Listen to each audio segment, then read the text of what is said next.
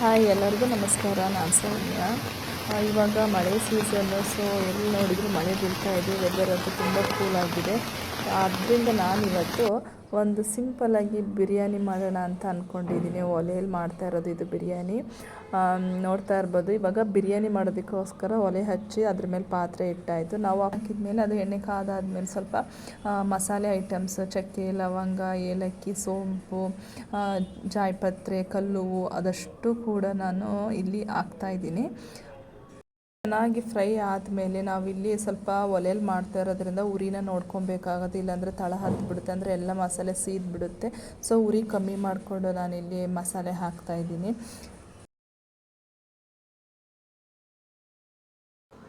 ಕಸ್ತೂರಿ ಮೇಥಿನ ನಾನು ಒಗ್ಗರಣೆಗೆ ಹಾಕ್ತಾಯಿದ್ದೀನಿ. ಸ್ವಲ್ಪ ಕಸ್ತೂರಿ ಮೇಥಿ ಎಲ್ಲ ಫ್ರೈ ಆದಮೇಲೆ ನಾವು ಹೆಚ್ಚಿಟ್ಕೊಂಡಂತಹ ಈರುಳ್ಳಿ ಹಾಕ್ತಾಯಿದ್ದೀನಿ. ಬಿರಿಯಾನಿಗೆ ಈರುಳ್ಳಿ ನಾವು ಎಷ್ಟು ಪ್ರಮಾಣದಲ್ಲಿ ಜಾಸ್ತಿ ಹಾಕ್ತೀವೋ ಅಷ್ಟು ಟೇಸ್ಟಾಗಿ ಬರುತ್ತೆ.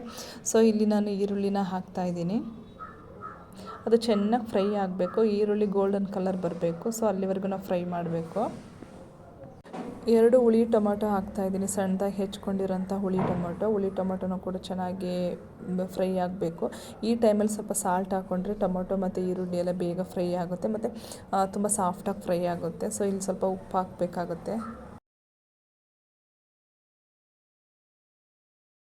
ಎಲ್ಲ ಮಸಾಲೆ ಫ್ರೈ ಆದಮೇಲೆ ನಾವಿಲ್ಲಿ ತೊಳೆದಿಟ್ಕೊಂಡಿರೋಂಥ ಚಿಕನ್ ಹಾಕ್ತಾಯಿದ್ದೀನಿ. ಚಿಕನ್ನ ಹಾಕಿ ಅದಾದಮೇಲೆ ಅದನ್ನು ಚೆನ್ನಾಗಿ ಮಿಕ್ಸ್ ಮಾಡಬೇಕು. ಚಿಕನಲ್ಲಿರುವಂಥ ನೀರಿನ ಅಂಶ ಫುಲ್ ಡ್ರೈ ಆಗಬೇಕು. ಆವಾಗ ಬಿರಿಯಾನಿ ತುಂಬ ಚೆನ್ನಾಗಿ ಟೇಸ್ಟ್ ಕೊಡುತ್ತೆ. ಆಮೇಲೆ ಚಿಕನ್ಗೂ ಕೂಡ ಮಸಾಲೆ ಚೆನ್ನಾಗಿ ಹಿಡಿಯುತ್ತೆ. ಸೊ ಇಲ್ಲಿ ನಾನು ಎಲ್ಲ ಚಿಕನ್ನು ಕೂಡ ಹಾಕ್ಕೊತಾ ಇದ್ದೀನಿ. ಹಾಕ್ಬಿಟ್ಟು ಚೆನ್ನಾಗಿ ಒಂದು ಒಳ್ಳೆ ಮಿಕ್ಸ್ ಕೊಟ್ಟರೆ ಚಿಕನಲ್ಲಿರೋ ನೀರು ಸ್ವಲ್ಪ ಡ್ರೈ ಆಗ್ತಾ ಹೋಗುತ್ತೆ. ಅದಾದಮೇಲೆ ಇದಕ್ಕೆ ಸ್ವಲ್ಪ ಅರಿಶಿನದ ಪುಡಿ ಹಾಕ್ತಾಯಿದ್ದೀನಿ. ಅರಿಶಿನದ ಪುಡಿ ಆ ಚಿಕನ್ ಸ್ಮೆಲ್ನ ಕಡಿಮೆ ಮಾಡುತ್ತೆ ಅಂತ ಹೇಳ್ತಾರೆ. ಸೊ ಅರಿಶಿನದ ಪುಡಿ ಮತ್ತು ಇಲ್ಲಿ ನಾನು ಕಲ್ಲುಪ್ಪು ಹಾಕ್ತಾಯಿದ್ದೀನಿ. ಕಲ್ಲುಪ್ಪು, ಅರಿಶಿನದ ಪುಡಿ ಅದಷ್ಟು ಹಾಕಿದ್ಮೇಲೆ ಇಲ್ಲಿ ಚೆನ್ನಾಗಿ ಮಿಕ್ಸ್ ಕೊಡಬೇಕು. ಮಿಕ್ಸ್ ಕೊಟ್ಟು ಅದು ಡ್ರೈ ಆಗೋವರೆಗೂ ನೀರು ನಾವು ಫ್ರೈ ಮಾಡ್ಕೋಬೇಕಾಗತ್ತೆ. ಇಲ್ಲಿ ಇದಾದಮೇಲೆ ನಾನು ಒಂದು ಪೇಸ್ಟ್ ರೆಡಿ ಮಾಡ್ಕೊಂಡಿದ್ದೀನಿ. ಇದಕ್ಕೆ ಕೊತ್ತಂಬರಿ ಸೊಪ್ಪು, ಹಸಿರು ಮೆಣಸಿನ್ಕಾಯಿ, ಶುಂಠಿ, ಬೆಳ್ಳುಳ್ಳಿ ಇದಿಷ್ಟು ಹಾಕಿ ನಾನು ಪೇಸ್ಟ್ ಮಾಡಿದ್ದೀನಿ. ಆ ಪೇಸ್ಟನ್ನ ಇಲ್ಲಿ ಹಾಕಿ ಆ ಪೇಸ್ಟು ಚೆನ್ನಾಗಿ ಆ ಪೇಸ್ಟೆಲ್ಲ ಹಾಕಿ ಚೆನ್ನಾಗಿ ಮಿಕ್ಸ್ ಕೊಡಬೇಕು. ಆ ಮಿಕ್ಸ್ ಕೊಟ್ಮೇಲೆ ನೋಡ್ತಾ ಇರ್ಬೋದು ಒಳ್ಳೆ ಕಲರ್ ಕಾಣಿಸ್ತಾ ಇದೆ ಚಿಕನ್ನು ಕೂಡ. ಇವಾಗ ನೀರು ಸಹ ಬಿಟ್ಕೊಂಡಿದೆ, ಸುತ್ತ ನೀರು ಬಿಟ್ಕೊಂಡಿದೆ.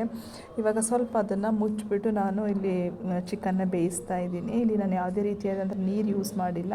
ಒಂದು 10 ನಿಮಿಷ ಬೆಂದ ಮೇಲೆ ಇವಾಗ ನೋಡಿ ನೀರೆಲ್ಲ ಬಿಟ್ಕೊಂಡಿದೆ. ಚಿಕನು ಕೂಡ ಒಂದು ಅರ್ಧ ಬೆಂದಿದೆ. ಈ ಟೈಮಲ್ಲಿ ನಾನು ಪುದೀನ ಹಾಕ್ತಾಯಿದ್ದೀನಿ. ನಾನು ನಾರ್ಮಲಿ ಪುದೀನನ ಜಾಸ್ತಿ ಬಳಸಲ್ಲ ಬಿರಿಯಾನಿಗೆ, ಆ ಫ್ಲೇವರ್ ಕೆಲವ್ರಿಗೆ ಇಷ್ಟ ಆಗಲ್ಲ. ಸೊ ಹಾಗಾಗಿ ನಾನಿಲ್ಲಿ ಪುದೀನ ಸ್ವಲ್ಪ ಹಾಕ್ತಾಯಿದ್ದೀನಿ.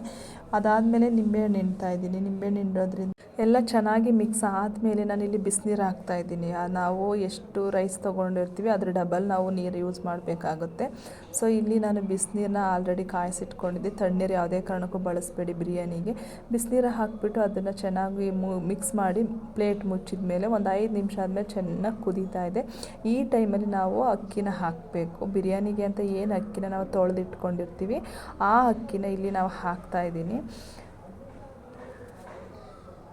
ಒಳ್ಳೆ ಕಲರ್ ಕಾಣಿಸ್ತಾ ಇದೆ, ನೋಡ್ತಾ ಇರ್ಬೋದು. ಇವಾಗ ಅಕ್ಕಿ ಎಲ್ಲ ಹಾಕಿದ ಮೇಲೆ ಚೆನ್ನಾಗಿ ಉರಿ ಕೊಡಬೇಕು. ಈ ಟೈಮಲ್ಲಿ ಉರಿ ಚೆನ್ನಾಗಿರಬೇಕು, ಆವಾಗ ನಮಗೆ ಅದು ಫ್ಲೇವರ್ ನೀಟಾಗಿ ಗೊತ್ತಾಗುತ್ತೆ.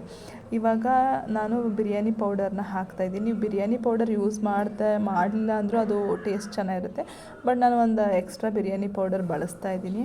ನಾನು ಒಗ್ಗರಣೆಗೂ ಕೂಡ ಕಸ್ತೂರಿ ಮೇಥಿ ಹಾಕಿದ್ದೆ. ಇಲ್ಲೂ ಕೂಡ ಕೊನೆ ಫೈನಲ್ ಹಂತದಲ್ಲಿ ನಾನು ಕಸ್ತೂರಿ ಮೇಥಿ ಹಾಕ್ತಾಯಿದ್ದೀನಿ. ಸೊ ಕಸ್ತೂರಿ ಮೇಥಿ ಒಳ್ಳೆ ಟೇಸ್ಟ್ ಕೊಡುತ್ತೆ ಬಿರಿಯಾನಿಗೆ. ಈ ನೀರೆಲ್ಲ ಸ್ವಲ್ಪ ಡ್ರೈ ಆದಮೇಲೆ ನಾವು ಫುಲ್ಲು ದಮ್ ಕಟ್ಟಬೇಕಾಗುತ್ತೆ. ಪ್ಲೇಟ್ ಮುಚ್ಚಿ ಕೆಂಡ ಹಾಕಿ ಅದ್ರ ಮೇಲೆ ಕಲ್ಲಿಟ್ಟಿದ್ದೀನಿ, ಗಾಳಿ ಆಡಬಾರ್ದು ಅಂತ. ಒಲೆಯೆಲ್ಲ ಹೋಗಿದೆ. ಅದಾಗ ಒಂದು 10-15 ನಿಮಿಷ ಆದಮೇಲೆ ಓಪನ್ ಮಾಡ್ತಾಯಿದ್ದೀನಿ. ನೋಡ್ತಾ ಇರ್ಬೋದು ಬಿರಿಯಾನಿ ಎಷ್ಟು ಹದವಾಗಿ ಉಡುಯಾಗಿ ಬಂದಿದೆ ಅಂತ. ಕಲರು ಕೂಡ ತುಂಬ ಚೆನ್ನಾಗಿದೆ.